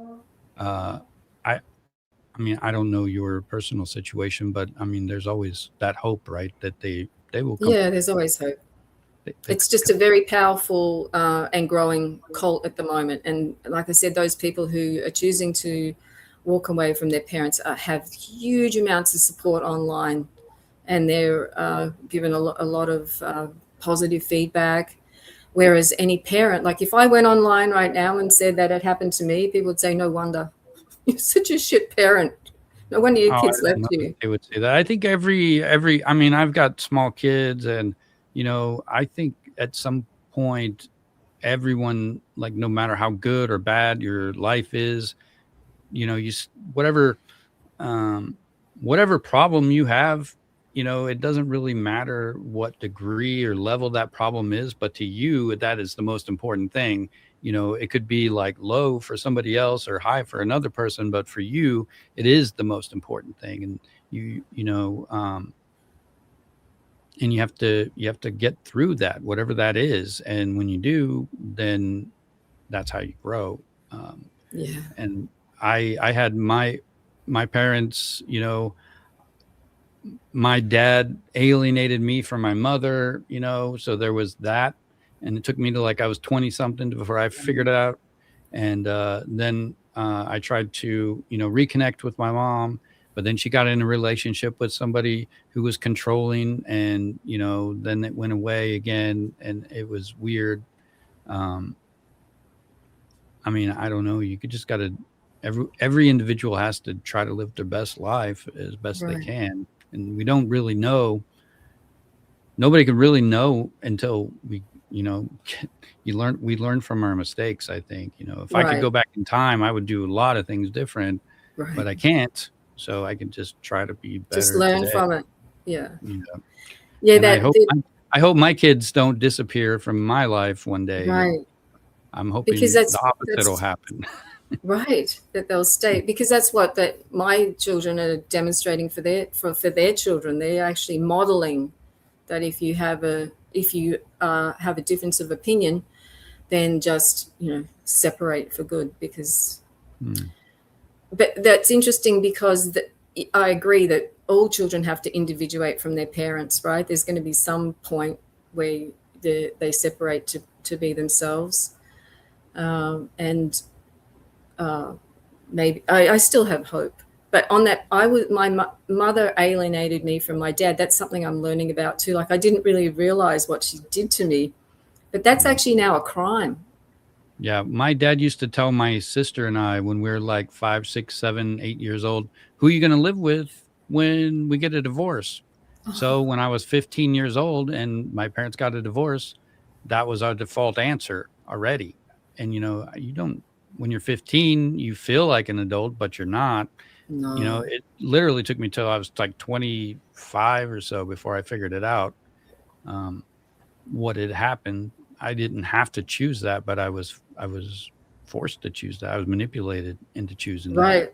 And it's so damaging for children to have to, because you get that's, what was it called? Like, you get a break. It's a break in your consciousness, because you a split, because you have to split. You know, you can't love both parents because one's bad and Uh, one's good. So you have yeah, to when choose. you alienate a parent, you're being forced to pick one. Yeah. Right. And I don't know. I'm in this situation now where I have to continuously try not to defend myself because I don't want to further alienate my kids, even if they're being alienated by their mother towards me. I feel like if I add to it, it's going to be worse. I think hopefully by the time they're 25, they'll figure it out like I did. I mean, that's and I think pushing might just make it worse. There's books on alienation. Yeah. There's a You lot of stuff on alienation. and I think even defending, you know, if the other person's saying bad things about you, I think even defending yourself is, you know, feeding that Fuel. alienation. Yeah, Yeah. and You can't do anything right. If you show up, you're pushy and controlling, and if you withdraw, you don't love you know, it's so evil. It really is. It's very damaging. I was well aware of parental alienation because I had experienced it.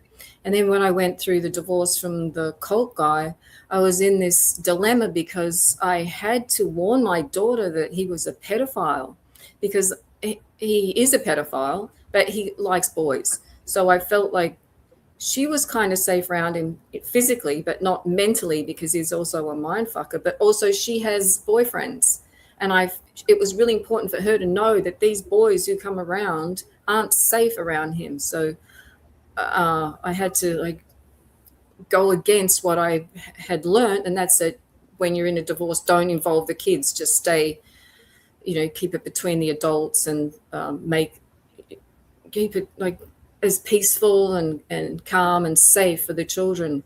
But I couldn't stay silent on that one. Yeah, it's I don't think there's ever really a completely right answer. You know, every situation, every moment in every situation is always, you know, dependent on every other factor. And Right. I mean, it's tricky. Like, I think, I don't know, like for me, you know, I grew up, I needed to talk to a counselor at some point for all the things that I had to talk to them about. And, you know, for me, those things were like the big, huge things in my life. For someone else, they might not have been. And I think everyone, no matter how good your parents are, how bad your parents are going to go through that at some level. I think it's kind of just natural, especially now everybody talks about their feelings, like, you know, but I don't know. I found out about being in a narcissistic relationship from TikTok, of all things. like I've read about it, narcissistic personality disorder. I've read like did school projects on that stuff, and I knew all of the things, but it wasn't until some guy was just walking there holding his phone talking about, if this is happening to you, this is why, this is, and I watched that one, and I watched like 25 more, and then some point I was like, holy crap. That Right. was my life. That really happened, and it's crazy.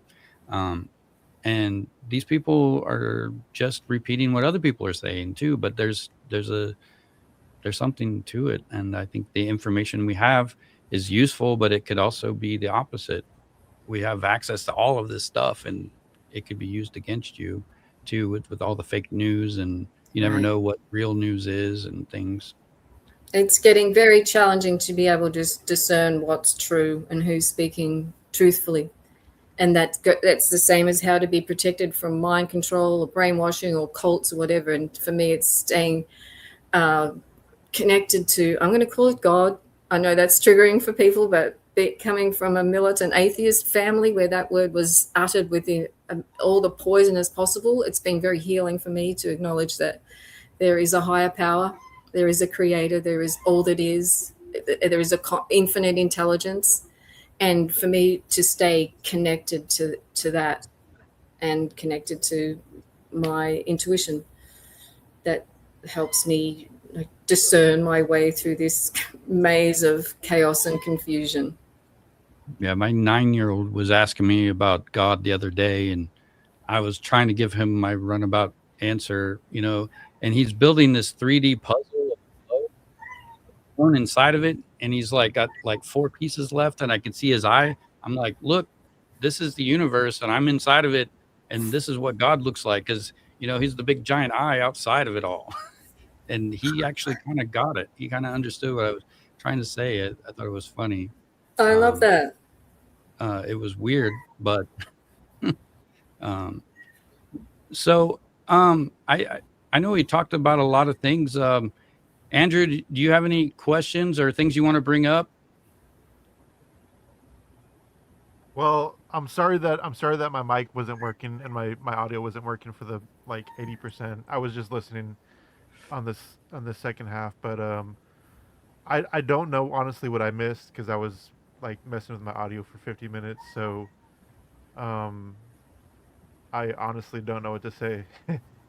Other than I do have a video interview with Isabella on my YouTube channel. If anybody else wants to check that out after they're done streaming So this. sweet. Thank you, Andrew. Yeah, so I did. Andrew, you might need to mute your mic again. But yeah, I don't know what's going on with the echo there, but I did watch the video that you did with Andrew, and I think you kind of talked through the beginning all the way through the whole scenario of what it was like to be involved in the group, what it was like to get out of the group. I guess my curiosity is were you able to, when you got away, were you able to like, did everything still come with you? All the mind fuckery, as you call it, like, did that come with you? I mean, do you have to like every day try to decide what to take away from that was good, that works for you? Or, I mean, how do you get through it after you get out? I think it's called deconstruction. It seems to be the word that explains what people do once they get out of a cult, because you have to deconstruct the worldview and get the cult leader's voice out of your head. And the big thing is I had to get to know myself. I didn't know who I was. I'd lost touch with, like I said, my intuition. I didn't really know who I was anymore. So the main thing for me, and this is another way of protecting oneself against like brainwashing and all that, it's really important to be as like grounded, literally connected to the earth, and also as strong as possible. I'm not talking about lifting weights, whatever. I'm talking about being connected to the natural world and receiving the energy from the earth, the energy from the sun, from like raw food or just natural foods, to be breathing like pure air. Because here I am in Hawaii, and that's what I did. I had to rebalance my nervous system because I was just shot after grief and all that trauma. So by just going and lying on the earth, nothing else, just lie there and receive, because the earth is like a giant battery that's giving energy. It's also rebalancing us physiologically and electromagnetically and all that. So I spent a lot of time just in nature, whether it was out in the ocean. I did a lot of rage releasing. So, in rage. So that's what, screaming into pillows or in my car with the windows wound up or even underwater.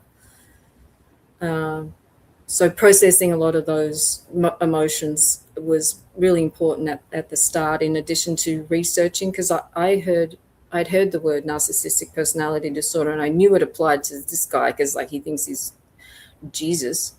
So I continued to do research to understand more about the psychological like traits and my where I'm at in my brain. So it was a combination of being in nature, doing research, and that over the years, and processing emotions too, over the years, that's helped me free myself from the programming and get to know who I am, what I like doing. And then I've been able to, one of the practices that I do every day that I'd highly recommend, it's one of the most powerful practices that's available to us as human beings, and that's sun gazing. So that's taking the light of the sun as it rises above the horizon or sets. And light is information. Light is it's life optimizing information. If you think about it, that's why we're here, because the light, that's what's growing plants and evolving as a species, basically. So by receiving that sunlight in my eyes, it has continued to allow my consciousness to expand. It dissolves cognitive dissonance and activates DNA. And I don't know exactly what it does, like you were saying before. There's a lot of things that we don't really understand, but I just know it's how it's affected me, and that's allowed me to take in a lot of information. And then I've been writing. So I've written a couple of books on what I learned after I left the cult, all about natural medicines that are available to us that people think are just too simple to matter, like bare feet on the grass or walking on a beach. These are important practices for us as human beings. There's no way we can be optimally physically or mentally healthy without a direct connection to nature, at least every day, whether that's watching clouds, watching trees wave, watching a butterfly, watching your cat. These are also other practices that are important for us as humans, being creative. And okay, we can be creative through the screens or whatever, but think about cooking or gardening or painting or dancing or making music or whatever. These are important practices for us as human beings to evolve, but also to keep a clear mind and a grounded presence, so that we're not so swayed around by what's going on in the external world, because that's batshit crazy at the moment, by design too. Yeah. I just want to bring up something they've been mentioning in the chat there. I believe you have a kitten meowing. They're asking about it. And also Molly was asking how old you were when this all began. But if you got your cat handy, they would probably like to see it. I'll just go and let him in.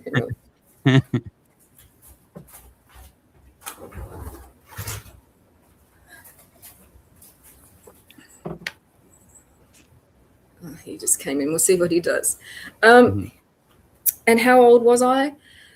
I was in my 30s when I met this cult leader.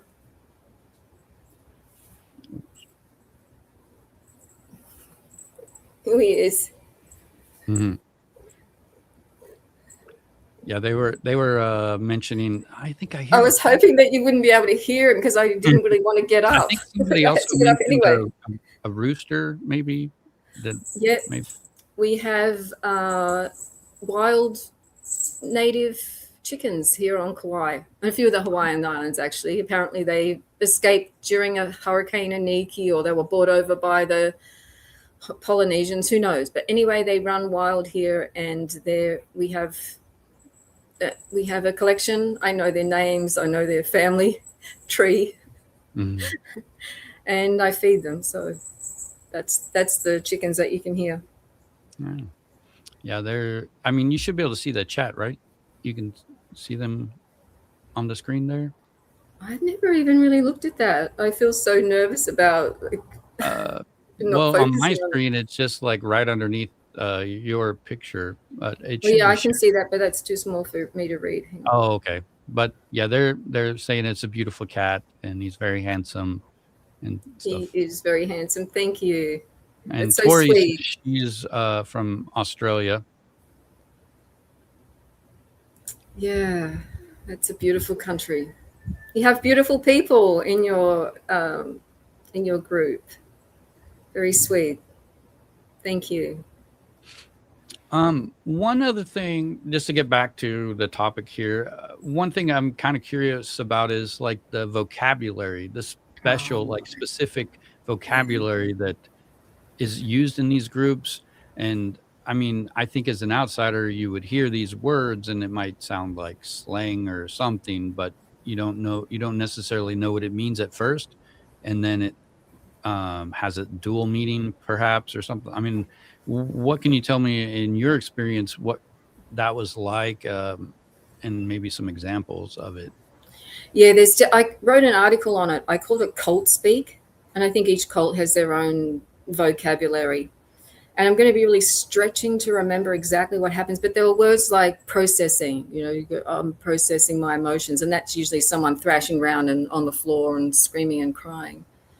Looks like demonic possession. But yeah, there were words that everyone used that out to the outsiders it wouldn't have made sense. And I'm sorry that I can't remember more of them. It's been about 18 years now. Yeah, I understand. I wish I had brought. I mean, I don't know.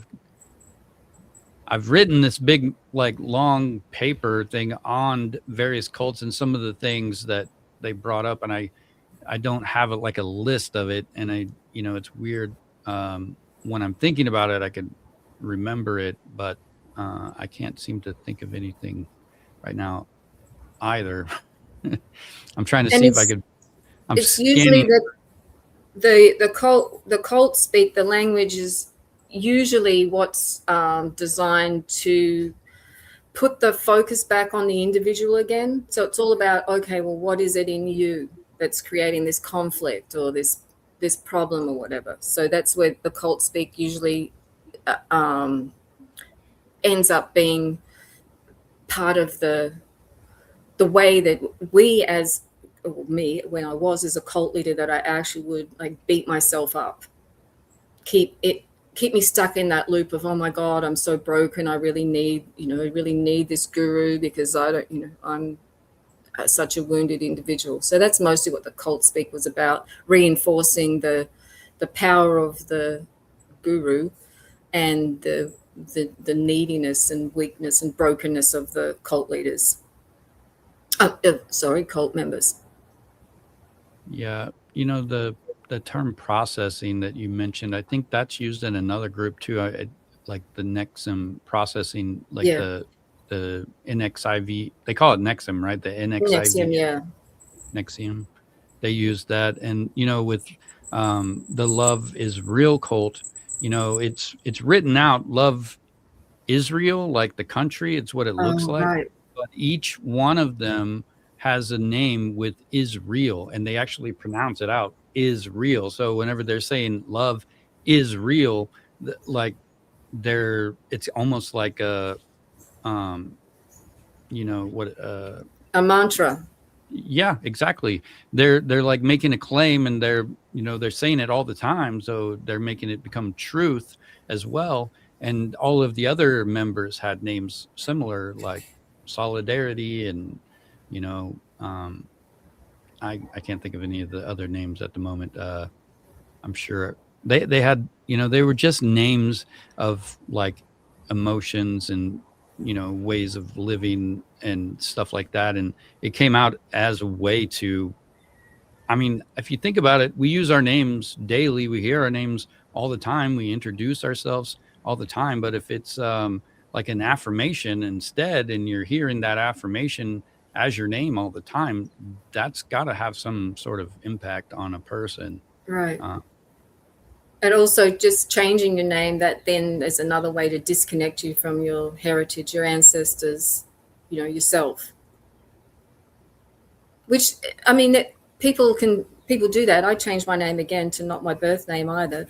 But when it's changed by someone else, it's very disempowering, very disconnecting. Yeah, I actually know a couple of friends of mine. They merged their last name, and when they got married, and created a whole new last name. So they both had to change their names. I think that was the first time I've ever heard of that. I thought it was really kind of cute thing that they did, but it's also got to be kind of weird, to re-identify yourself as this other name. Guys, what kind of questions do you have for Bella? I know I've seen a few as we were going through.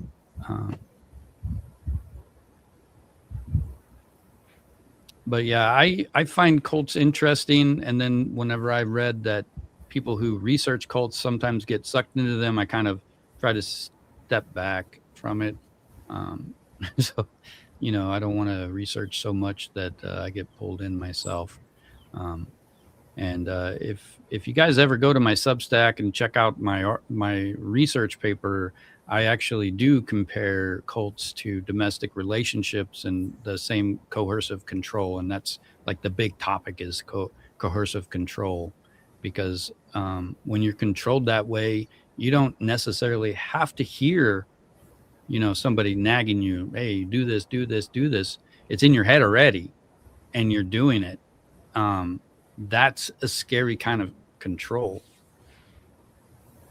That's now a crime too in many countries and many states in America. I know there was a test case in Australia just recently where the first guy was convicted of coercive control over his partner, and she spent a lot of time collecting evidence, like of her own as well as the police reports, because it's extremely dangerous. Just like torturing animals when you're a kid or stalking behavior, coercive control is up there on the list of like factors that are going to indicate something really bad is going to happen in this relationship. It's really dangerous. Like, you actually put your life in danger. These people they're very, very dangerous if they're trying to. Well, you think about it. Why would you want to do that? Why would you want to control someone's everything? It's very dark. Very demonic. Yeah, I agree. I think, I guess the control is a selfish action. It's something that you're trying to, I guess you would want to, keep everything the same way, because in that moment, whatever everything looks like, you feel safe and comfort, and then you try to keep it that way. I guess that would probably be the reason why people like the control. My dad was very controlling to my mom. She went to nursing school. She got a nursing degree, and then he wouldn't let her get a job. He was afraid she was cheating on him or something, or she would, well, you got a nursing job, now you're going to come home and get us sick every day, until, she lived 17 years in a house where she had nothing. She had no choices. My dad would put like a handful of change on the coffee table, and she could walk down the street to the coffee shop and get a coffee, maybe biscuits and gravy. That was her highlight of the day. That was her life. It was pathetic, and I felt sorry for her, that she had to go through that. And right. As I got older, I regretted moving with my dad when they got a divorce. But I think that really messed her up. Yeah. Yeah, that's definitely coercive control. And hard for you to witness as a child too, because you can see, Well, how, as what's a child, going on. You can feel it. as a child, yeah, you might feel it a little bit, but it's also your normal. Yeah. That's what makes it so hard. That just makes it hard as an adult once you realize that your normal wasn't actually normal at all, Right. you know, and I then think. Oh, sorry, you go. your whole life shapes off of that normal. Right. Yeah. And Spend your whole life trying to heal from the wounds of childhood, and no one escapes childhood, unscathed. mm, That's another important thing to do, is work on healing your wounds from childhood, because uh, if we don't do that, whether it's abandonment, betrayal, lack of love, whatever it is, if we don't heal those wounds, then that's how we go through life, and that makes us vulnerable and susceptible to cults and mind control and being manipulated. So that's something I would advise, that's helped me, is continually to heal from the emotional wounds of childhood. yeah, And another thing I just wanted to mention, that one of the things that's a telltale sign of someone with a narcissistic personality disorder, and they will tell you about themselves, and they will make accusations, and that's how they're telling you about themselves. Like if they're what's the word, saying that you're having an affair, if they're accusing you of having an affair, that they are. If they're accusing you of cheating, that they are. the projecting. Yeah, Projecting. Yeah, they're masters of that. They will switch things around, and whatever they're blaming you for, that's what they're doing. yeah. Molly, were you asking about my sister and my dad in your question? My dad wasn't abusive. He wasn't controlling to my sister the same way he was to my mother, but he was also a pervert, and he was abusing her in other ways that didn't come out until late, after I already moved out of the house. So he had a whole different relationship with my sister that I didn't talk to my dad for. I think when I found out, it was probably like 2002, 2003 maybe, and I didn't. He died in 2011, and I had talked to him maybe 3 times after I found out about that. I'm sorry, You know, that's just horrific. well, the So worst horrific. part was I have a third. I have 2 sisters, so there was 3 of us. But my youngest sister was 12 years younger than us, and my dad had convinced my sister and I to go out and try to hire an attorney ourselves and get our sister back. At the time, we're 14, 15 years old, so like it sounded like a good plan. you know and then years later, whenever this whole thing broke, and I found out what was actually happening, like he was trying to get my other sister to do the same thing. So I mean, it didn't work out where we got to keep my other sister, and it was devastating to me because I loved my little sister, and but I feel like that it was better. She was better off without my dad in Yeah. her life, and I don't think my other sister, the one who survived that, has ever been like good. I don't Yeah. think she ever. I don't think she's married, but I don't know that. I don't know. I worry about her. Yeah. I don't know that you can recover with stuff like that. But It's so people are controlling. There's a lot of warning signs for all of this stuff, and if when when I think of like true crime and I'm covering stories, like if I talk about the BTK, I can kind of feel what the BTK's daughter felt when she's like oscillating between, well, they're saying my dad's a killer, but I don't think he is. That you don't want to believe the truth, but then you start looking back, and these little things just start like popping up in your head, and you just know it's 100% true. right. And I feel it when I see cases like that. I can feel it because of my Yeah. own experience, even though it's much different. My dad wasn't a murderer, but he's still a bad guy. I still had one view of him until this happened. and it changed. Yeah, that's a challenging time to go through when your worldview gets shattered or broken, to then have to face the truth and then like build another worldview. It takes a while. Yeah, I think I'm fortunate enough that I understand things enough that I've at least like fixed it in my head where I'm basically okay. But I ended up uh, in a relationship for 12 years where I was basically my ex was like my dad, which is Right. bizarre because I'm a male. It should have been the other way, but apparently I didn't become my dad. I became my mom in a way. Hmm. Which I Yeah, the cult leader wasn't my last narcissistic uh, relationship either. It took a number of relationships to finally love myself enough, have boundaries in place to not attract that type of person again. And I know now, because the person I'm with doesn't have a narcissistic personality disorder. And it's so like relieving to be in a relationship with someone who's not trying to compete. Like, not everything that's said is a barb or a competition or a criticism. It's just nice to have conversations again. I hadn't been in that a relationship where there was just like friendly banter for a long time, because a narcissist doesn't, everything that they do or say is intended to like fuck with you in some way to get a reaction. Because this is the thing about why I talk about there's demonic possession, because they love to make people suffer.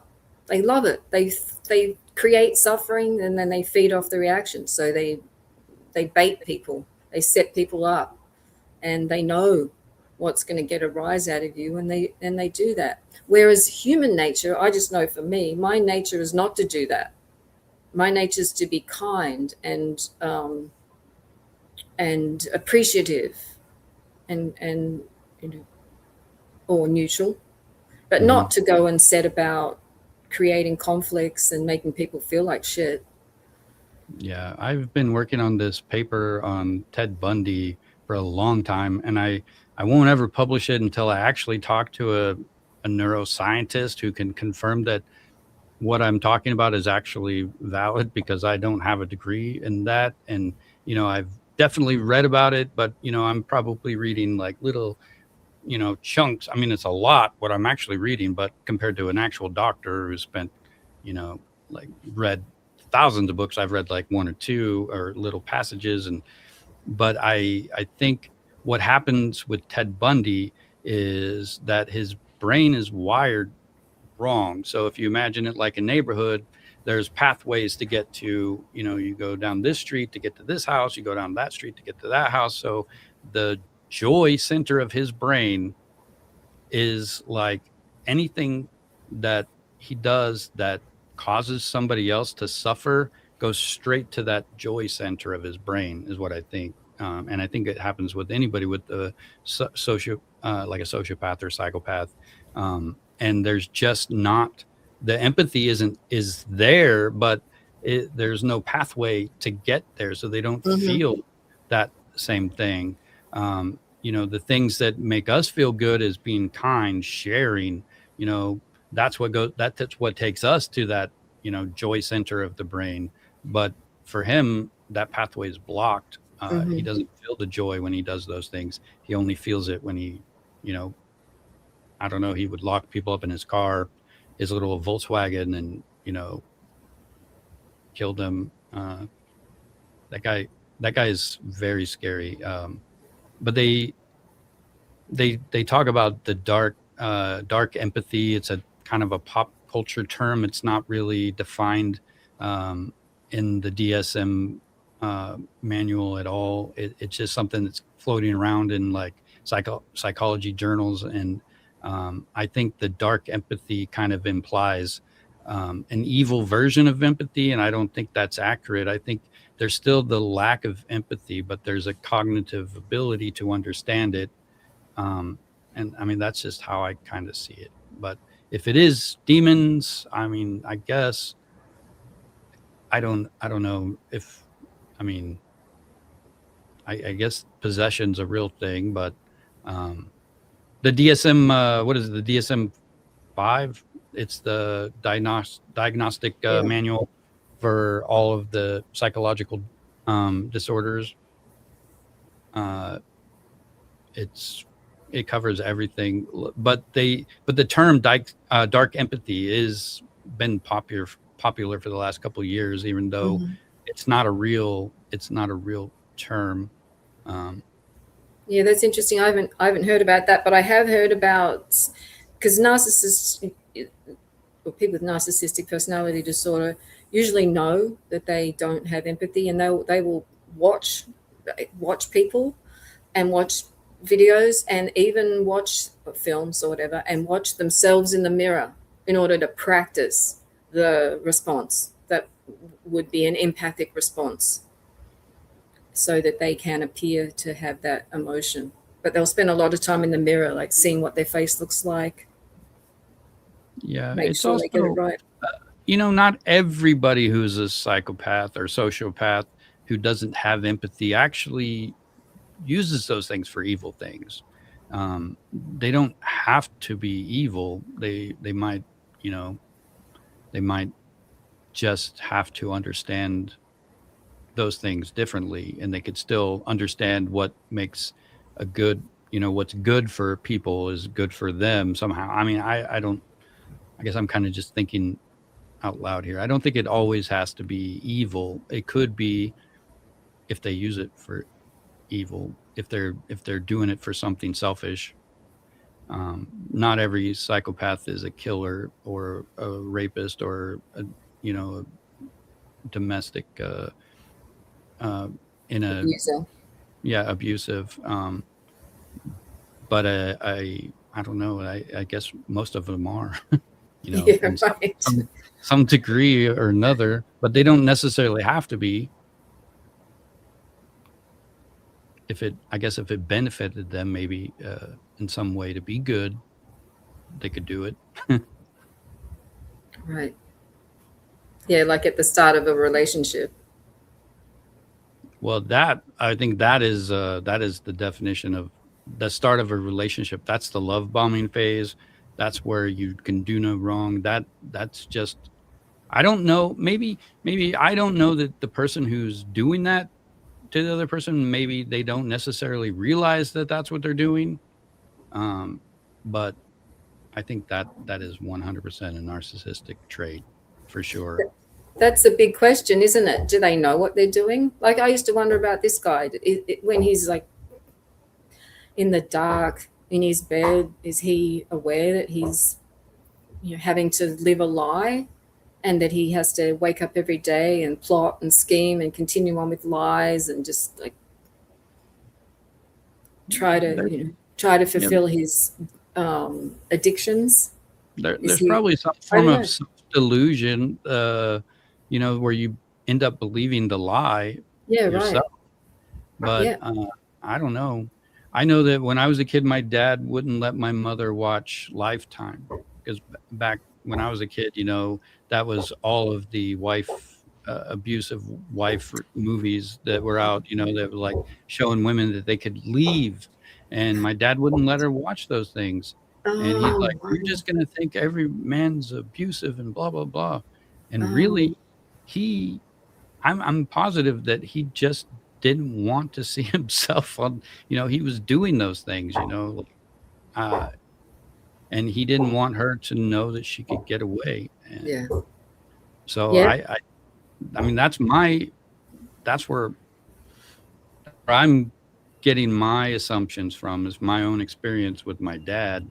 Um, he would get really mad if she was watching a Lifetime movie, and he was still doing the same thing that they were doing. Like, I don't know if it was always physical, but she couldn't have any friends for sure. He would get mad if she tried to call her parents, but back then there was long distance, so it was expensive a little bit. But She wasn't allowed to go anywhere. She wasn't allowed to have friends, but he would disappear on like New Year's Eve. Oh, Those things, like he would go out with his friends, and it definitely well, he was like that. they're masters of hypocrisy and double standards. Rules for thee and not. Oh, just bringing back memories from the cult. Yeah, For me, sorry no about worries. that. I try to But keep them suppressed. yeah, so we've been talking for like 2 hours now. Oh, good on us. Yeah, I hope it's been interesting for people. I think it has. There's a few comments. I don't, you can probably look back at the video later and see some of them if you missed them, but Yeah, they are right. kind of tiny. Yeah, But they've been agreeing with you a lot, and you know. But yeah, I don't know what happened to Andrew. I guess he finally gave up, which is unfortunate. Yeah, that is unfortunate. I like Andrew a lot. He's got a lot of good ideas. I was kind Yeah, of hoping.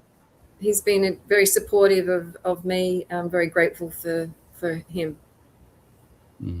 Because it's really the other thing about coming out as a cult survivor is fear of not being believed or being criticized or being judged as being weak-minded. I've had people say to me, "Oh, I would never get in a cult," and would you vote? If you vote, you're in a cult. So people are quick to judge, and I've been very grateful to when that experience hasn't happened, where I've been shown respect and being listened to and all that. It's such an important part of my healing process.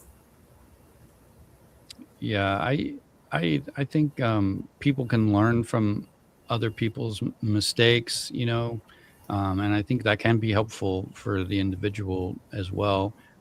But just I mentioned to you yesterday when we talked briefly, it's like I don't want to say anything that makes you spiral down, and Oh no, that you're right. you know.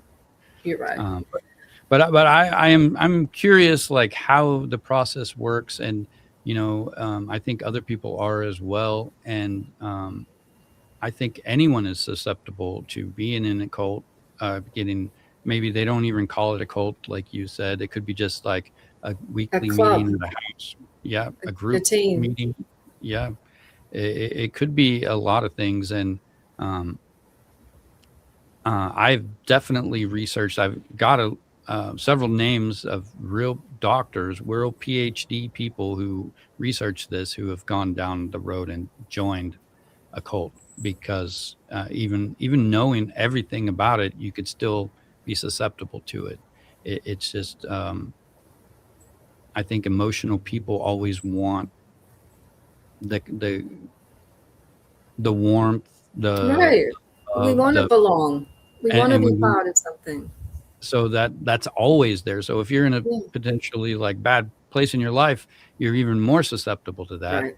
And but I think in general, more people are good than bad, and you can't go through life being afraid. But if you're joining a group that you know, I don't know that I could ever join a group, uh, and we were talking about dating other narcissists. I have decided that no matter who I ever pick, it's always going to be the wrong person. It's always going to be another narcissist. So I just have decided I can't trust my judgment, and I don't care. I'll be happy by myself. I don't trust. I know that it will seem different. It always does, and it never is. It's just I'm going to always attract that person and be attracted to that person. But So, you're not the same person that you were either. Remember that. You're changing well, with the maybe work in that 10 years the work I'll that you're doing. rethink it, but right Yeah. now, for sure, Right. Right. right now, I don't trust myself enough to risk it. Yeah, that's interesting. It takes a lot of time to rebuild trust in self. Like I thought, how can I can't trust myself. Look at what I just did, the decisions that I just made. But I had to relearn how to trust myself. All right. Well, it was great having you on. Is there any, like, before we go, like any advice for people who are interested in looking into something spiritual, but maybe are cautious not to pick the wrong group, or anything at all that. Yeah, be cautious. Ask questions. Do your homework. And now we can go online and you can immediately find if there's people who are telling a different story from what that particular person is telling about themselves. There's a lot of information available. So do research. Just trust yourself. Know that no one knows you better than yourself, and that the age of the guru is gone. It's now you're the guru. So like lean into that. And yeah, that's my main thing is always and stay connected to the natural world and nature, because that's what keeps us grounded and strong and open-minded and open-hearted. I guess one last question, and I've already stated that I'm not really, I don't really know if I believe in black magic or not, but how do you protect yourself from those dark forces that, especially if you don't even believe in it? How do you protect yourself? By staying connected to the natural world, staying grounded, feet on the bare feet on the earth, and just spending time outdoors, receiving the light of the sun. And the way that I stay protected is through sun gazing. So I'm taking in light, because we are light beings. So I amplify my light, I intensify myself as a light being, and I also set the intention and make the statement that anything that is not light and not love has no effect on me, has no way to impact me. I'm protected by light. So I affirm that, I trust that, and I continue to embody light. Whether it's sun gazing, moon gazing, star gazing, candle gazing, fire gazing, taking in the light that shines off water, the glittery light that you sometimes see, or light from a prism. Any way we can take light into our body is making us like impenetrable and invincible to any of the dark forces. They can't get to us. Like, not even like water off duck's back. Like it's even way more powerful than that. They can't even get near us when we're living in integrity, when we're living as good, kind, honest, helpful, like just human beings. When we're not in fear, when we're not confused, when we're not in chaos, because all those other states, when we're angry and fearful and confused, that lowers our vibration, because we are vibratory beings as well. And the lower vibrations is where all the demonic energies exist and feed off. That's why there's so much effort's gone into keeping humanity scared, because that's the energy that feeds them. So if you can keep your vibration either just neutral, even if it's just peaceful, you don't even have to be feeling positive or blissful or ecstatic, but just keep your mood elevated. It's not to say never experience those lower vibratory emotions, because sometimes it's important to go through grief. It's something we all have to journey through. That involves however you process grief, crying, yelling, screaming, whatever. But the point is to move those emotions through so that you can return as quickly as possible to either a neutral or a positive state. And that's how you stay protected.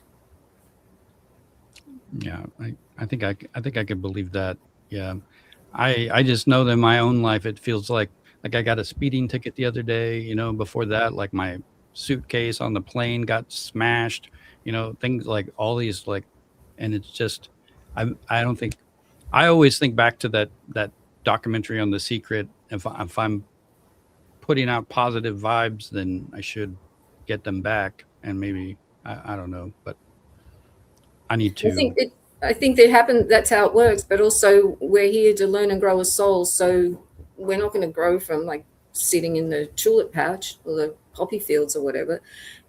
these challenges come along to help us learn and grow. That is true. Tori says, keep shining bright like a diamond. And I guess Oh, beautiful. Yeah, like listening to high vibrational music, that's a protection from dark forces. Eating high vibrational foods, drinking pure water. There's a lot of ways that we can stay protected. And it's really important to be protected, especially like you, Robert, or Andrew, with the work that you do, because you're going into some pretty dark places with some pretty dark energies that do want to like fuck with us. So it's good to stay positive and shining bright like a diamond. Yeah, I've definitely been on like I don't know, I've been writing funny kid stories for the last like 3 or 4 months.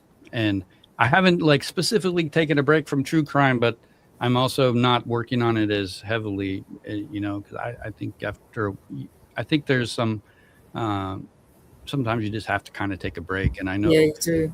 We all like I mean, true crime is one of the like highest rated information that people consume like everywhere. And that's, but at the same time, I don't think they, like at least on my channel, I see like people come and go. They like come for a long period and then they stop for a long period and they come back. And I think a normal person, you know, tries to get other things besides just the bad stuff. And the last 2 or 3 years that I've been doing this, like all I do is research the scary stuff. It didn't bother me the first year. It kind of started bothering me the second year. I think right now I'm finally realizing that I got to be careful. Yeah, you do have to be careful. It just wears you out. Oh my God, there's so many crazy people, such horrible things going on. And it is fascinating, but it's we do need a break. We do need to not be immersed in that dark world. Well, Bella, thank you for joining me today. Sorry, Andrew couldn't kind of hang out too, but anytime you want to reach out, just let me know. Like, and if you want to talk about other things, thank you. You're more than welcome to come back on anytime. Thank you so much. And I'm sorry that I couldn't read the chat. I would have loved to engage more with your wonderful audience, but it's a little bit small for me to read. And I'm really grateful to Andrew too for connecting us. And yeah, I'm sending all my love and light and aloha here from the beautiful island of Kauai. All right. And thank you for the work. I just want to say thank you for the work that you're doing too, to give platforms to people to speak, to also present information that challenges people's like mindsets and open people to more of what's going on in the world and more of reality too. So thank you so much. You're welcome. I'm glad you were, you know, it was great meeting you. I'm glad you were able to spend some time here on Timeless Mysteries. And guys, thanks for hanging out. As always, stay kind, be vigilant, and always question the truth. I'll catch you in the next video. Thank you.